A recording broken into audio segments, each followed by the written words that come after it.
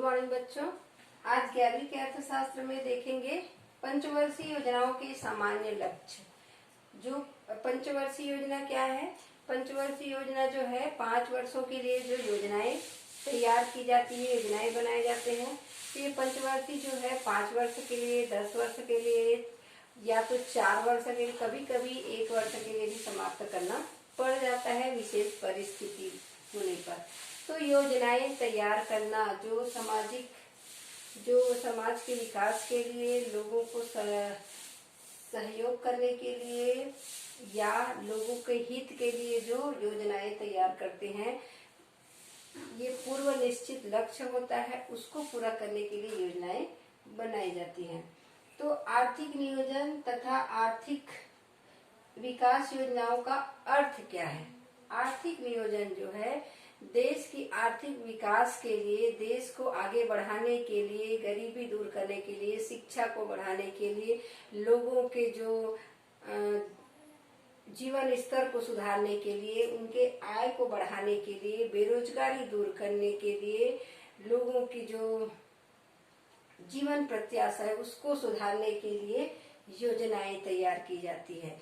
योजनाएं जो है रूस द्वारा जो निर्धारित किया गया था, उनको देखे कि योजना बनाकर उन्होंने जो विकास किया है, उनकी जो विकास की गति को देखते हुए जो हमारी भारत सरकार ने भी योजनाएं तैयार की। तो योजना जो होती है हमारे देश के विकास के लिए योजनाएं बनाई जाती है, प्रगति के लिए, बेरोजगारी दूर करने के लिए, बहुत सारे कारण हैं। तो पूर्व निर्धारित योजना विकास के लिए बनाए जाते हैं। उनकी विशेषता देखिए। निश्चित उद्देश्य, किसी भी योजना को बनाने के लिए एक उद्देश्य का होना जरूरी है। एक निश्चित उद्देश्य रहेगा कि हमको क्या करना है, हमारे देश के विकास के लिए हमको क्या क्या काम करना है।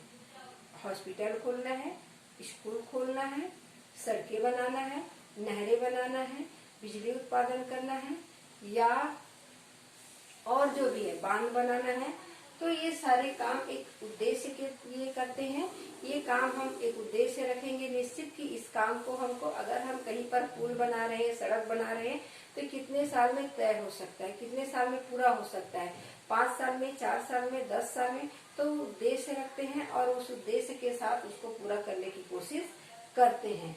5 साल में अगर वो पूरा कर सके तो इसमें कितना खर्चा लगेगा, कितना इसमें आय व्यय लगेगा, तो इसको कितने साल में पूरा करना पड़ेगा, ये सारा उद्देश्य लेकर इसको किया जाता है। साधनों का अधिकतम उपयोग, इसमें साधनों का अधिकतम उपयोग किया जाता है ताकि समाज का कल्याण हो सके। क्योंकि हमारे देश में जो है बहुमूल्य प्राकृतिक धरोहर जो रहते, किसी भी देश की बात हो तो प्राकृतिक जो धरोहर होती है उनका उपयोग अधिक से अधिक मात्रा में किया जा सके। प्राकृतिक धरती के गर्भ में है या जो प्रकृति ने दिया हुआ है जितने भी, उनका अधिक से अधिक हम उपयोग कर सके। तो ये साधनों का अधिकतम उपयोग होता है। केंद्रीय नियोजन सत्ता, केंद्र इसका केंद्र द्वारा नियोजित करती है। इसके द्वारा एक योजना आयोग का गठन किया जाता है। योजना आयोग का गठन करते हैं और सारे क्रियान्वयन जो है योजना अधिकारी, योजना जो तैयार किया जाता है उसके अधीन ये रहता है। वही देख रेख करता है कि कौन सा हमको योजना तैयार करना है, कितने साल का करना है, इसमें कितना खर्चा होता है, आय व्यय का लेखा जोखा क्या रहेगा, कितना हमको कहाँ से आने वाला है राशि, तो कितना हमको खर्च करना है। दीर्घकालीन प्रक्रिया है। योजना आयोग जो है दीर्घकालीन प्रक्रिया है, क्योंकि अगर कोई भी योजना बनाते हैं, अगर वो 5 साल में नहीं पूरा करते तो फिर से उसके लिए योजना बनाते हैं, उसको और जितना समय लगता है उसके अनुसार उसको किया जाता है। तो ये बहुत दीर्घकालीन प्रक्रिया होता है, निश्चित समय के लिए होता है। इसके लिए निश्चित समय रहता है, 5 साल, 10 साल, 4 साल, 6 साल, 1 साल। इसका निश्चित समय तैयार करता है। जितना बड़ा योजना होता है उसके अनुसार में समय निश्चित होता है और उस समय के अनुसार में उस कार्य को पूरा करने की बिल्कुल कोशिश किया जाता है। सरकारी उपक्रम, सब सरकारी उपक्रम के द्वारा इस कार्य को किया जाता है, क्योंकि निजी जो है अपने लाभ के लिए किया जाता है। निजी भी जितने भी उपक्रम हैं उसमें अब खुद के लाभ को देखा जाता है, और सरकारी उपक्रम में पूरे समाज के लाभ को ध्यान में रखते हुए किया जाता है। आय का समुचित वितरण, जितने भी आय का समुचित वितरण किया जाता है। सरकार जो भी कार्य करते हैं, जो भी योजनाएं बनाते हैं, जिसमें सरकार जो है समाज के हित के बारे में सोचते हैं, समाज में आय का बंटवारा जो है, आय का जो हिस्सा सबको बराबर मिले, उसमें क्या करते हैं कि पूंजीपति को उसे कर के रूप में उसे लेते हैं और गरीबों में उसको सामाजिक कार्य के रूप में वितरित करते हैं। तो आय का समुचित इसमें वितरण होता है, क्योंकि बहुत सारा काम सरकारी रूप से होता है। बेरोजगारी दूर करना, शिक्षा का विकास करना, हॉस्पिटल का विकास करना, और सड़कों का निर्माण करना, और बांधों का निर्माण करना जिससे खेतों में सिंचाई किया जाता है, और बिजली उत्पादन करना। ये सब चीज क्या है, आय का समुचित वितरण होता है। सबको एक समान उसमें वितरित किया जाता है। किसी में किसी प्रकार का भेदभाव नहीं होता, अमीर गरीब, क्योंकि सड़क पर सभी चलते हैं, शिक्षा सबको मिलता है, और इलाज सबका होता है।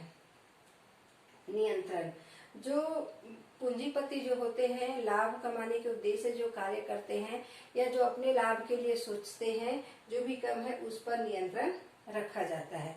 और जो हमारे देश में अन्य जो बुराइयां फैल रही है उस पर नियंत्रण रखा जाता है, क्योंकि इसमें सामाजिक कार्य होता है, समाज के प्रति पूरा समर्पण रहता है। सामाजिक लाभ के उद्देश्य से को प्रोत्साहन, इसमें सामाजिक लाभ को विशेष प्रोत्साहन दिया जाता है। निजी कंपनी जो है अपने लाभ के बारे में सोचते हैं, परंतु जो ये नियोजन के तहत जो कार्य किया जाता है सरकारी तौर पर, वो सामाजिक लाभ को ध्यान में रखते हुए कोई भी कार्य करते हैं। इसमें लाभ को विशेष महत्व नहीं दिया जाता। लोगों को जो लाभ मिलता है उनको उद्देश्य मानकर ये कार्य किया जाता है। वर्ग संघर्ष का अभाव रहता है। निजी कंपनियों में उनके काम के अनुसार वेतन देते हैं। कंपनी जो है, एक उद्यमी जो है अपने लाभ के लिए कोई भी काम करता है, परंतु ये जो वर्ग संघर्ष का जो ये रहता है वो निजी कंपनियों में होता है, क्योंकि उनको पेमेंट उनके मेहनत के हिसाब से नहीं दिया जाता। बार बार वो अपने रोजगार के लिए, अपने काम के लिए उचित मूल्य की मांग करते रहता है, और मजदूर और मालिक में इसी के चलते तनाव बढ़ते रहता है, संघर्ष बढ़ते रहता है। परंतु सामाजिक सामाजिक या सरकारी जो उद्यम है, सरकार जो उद्यम चलाती है, जो रोजगार के लिए, बेरोजगारी दूर करने के, लोगों के आय को सुधारने के लिए जो उद्योग खोलते हैं, उसमें जो है सबको बराबर उसके मेहनत के अनुसार उसकी कीमत दिया जाता है। तो उसमें किसी प्रकार का वर्ग संघर्ष नहीं होता। मजदूर उसमें मांग करे ऐसी स्थिति नहीं आती, क्योंकि वो उसके मांगने से पहले उसको उसका निताना दे देते हैं। तो किसी प्रकार का वर्ग संघर्ष की स्थिति वहां पर नहीं आती है। अब देखते हैं भारत में आर्थिक नियोजन या विकास योजनाओं की आवश्यकता एवं महत्व। ये है लक्ष्य उसके। अब देखते हैं महत्व।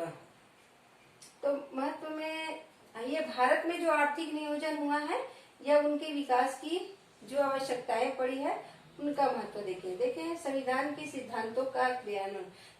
संविधान में जो सिद्धांत बनाए गए हैं उनका क्रियान्वयन करने के लिए भारत देश में योजनाएं तैयार करना बहुत जरूरी हो गया है, और योजनाओं के द्वारा ही हम बहुत सारे काम को किए हैं, उनके तहत ही हमारे देश का विकास हो पाया है। हमारे देश के स्वतंत्र भारत के प्रथम प्रधानमंत्री पंडित जवाहरलाल नेहरू थे, और पंडित जवाहरलाल नेहरू ने देखे कि जितना विकास हमारे रूस में किया है, रूस के विकास जिस तरीका से हुआ है योजनाबद्ध तरीके से, वैसे ही विकास ये हमारे देश में भी हो, इसी को देखते हुए हमारे देश में भी योजना बनाने के लिए तैयार हुए और योजनाबद्ध तरीके से काम करने के लिए संविधान का गठन किया और एक योजना आयोग का गठन किया, जिसमें योजना के तहत कार्य किया गया।